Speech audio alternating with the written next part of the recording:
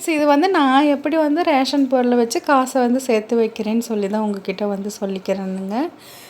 இது வந்து ரேஷன் கடையில் நம்ம இட்லி அரிசி, அதாவது வந்து ரேஷன் அரிசியில் நல்ல அரிசியாக வந்துச்சுன்னா, இட்லிக்கு தகுந்த மாதிரி வந்துச்சுன்னா அதை வாங்கி நம்ம ஸ்டோர் பண்ணி வச்சுக்கலாங்க. எனக்கு வருஷத்துக்கு 2 சிப்பம் வந்து இட்லி அரிசி வாங்கினேன்.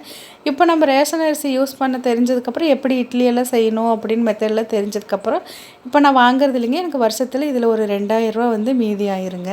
இதோட அளவு பார்த்திங்கன்னா நம்ம சேனல்லையும் வந்து எப்படின்னு சொல்லிட்டு போட்டிருக்கேங்க. அதுக்கப்புறம் ரேஷன் பருப்புங்க. ரேஷன் பருப்பு வந்து நான் குழம்பு செய்ய மாட்டேங்க. பருப்பு சாதமும் வடைக்கும் வந்து நம்ம ரேஷன் அரிசி, அந்த ரேஷன் பருப்பு வந்து யூஸ் பண்ணிக்குவாங்க. அதுக்கப்புறம் பார்த்திங்கன்னா ரேஷன் வந்து பச்சரிசிங்க. அது வந்து நமக்கு ஒரு 10 கிலோ பக்கமாக வருஷத்துக்கு தேவைப்படுங்க. அதை வந்து ஸ்டோர் பண்ணி வச்சுக்குவேன். இப்போ கடையில் வாங்கணும் அப்படின்னா 10 கிலோ வாங்கினா ஒரு 500 பக்கமாக வருங்க.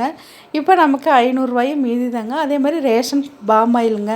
அதை வந்து மீன் பொரிக்கிறதுக்கும் சிக்கன் அதெல்லாம் பொரிக்கிறதுக்கு பலகாரம் செய்கிறதுக்கு யூஸ் பண்ணிக்குவாங்க. அது லிட்ரு 25 தாங்க. அப்போ நம்ம வந்து இதே ரீஃபண்ட் ஆயில் வாங்கணும் அப்படின்னா 110 லிட்ரு.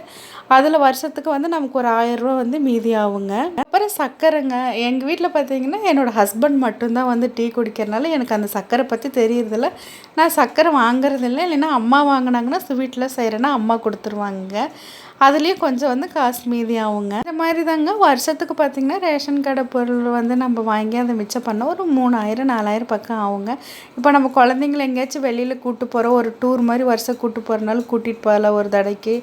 இல்லை ஏதாவது திங்ஸ் வாங்கி கொடுக்குற மாதிரி இருந்தாலும் குழந்தைங்களுக்கோ இல்லை நமக்கு ஏதாவது வேணுன்னா வாங்கிக்கலாங்க. இப்படி கூட மிச்சம் பண்ணிக்கலாம். நம்மள மாதிரி நடுத்தர மக்கள் பார்த்திங்கன்னா இந்த ஒன்றை மிச்சம் பண்ணி தான் ஒன்றை வந்து செலவு பண்ண முடியும். அப்போ நம்ம இப்படியும் பண்ணலாம் அப்படின்னு சொல்கிறது என்னோடய ஐடியா. நான் இந்த மாதிரி தாங்க பண்ணுவேன். அதை உங்ககிட்ட